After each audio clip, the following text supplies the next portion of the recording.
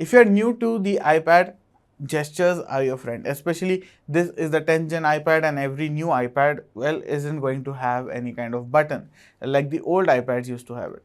But how do you actually use it? So let's say I open up settings, but there is no, again, we don't have any button or an exit sign. So how do I exit it? I just take this bar. So here you can see in the middle, we have a bar. If I swipe up from here, it's going to close the app, but it won't completely close the app. It is just going to be there in the background. If I open it up again, it's going to open immediately, right? So the up gesture is basically your home gesture. But let's say I go to settings, I go to camera, or accessibility, let's say, then I go to motion, and then how do I go back? I can either swipe left, I can either tap back like we had on the older iPads as well, and in some cases you can also actually just swipe back, but it won't let me do that currently, right? So let's see if it allows me to do it in notes. No, it does not.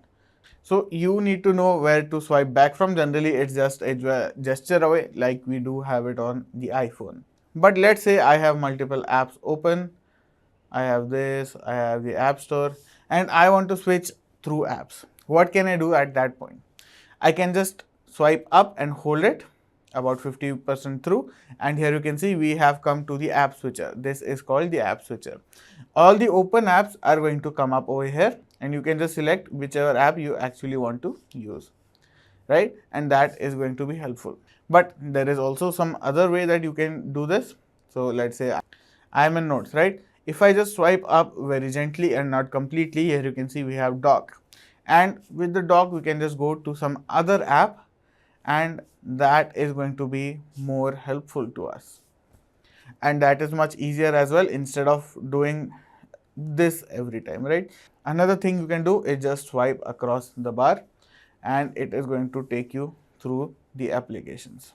If I swipe right, again I can just cycle through the apps, and that is going to be more helpful. You can also swipe right and left, by the way.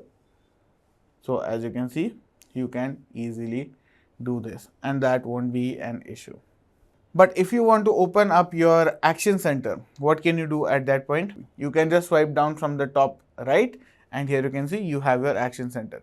You can select anything you want, your hotspot, your Wi-Fi, do not disturb, change the brightness, turn on low power mode if you want, and all the settings over there.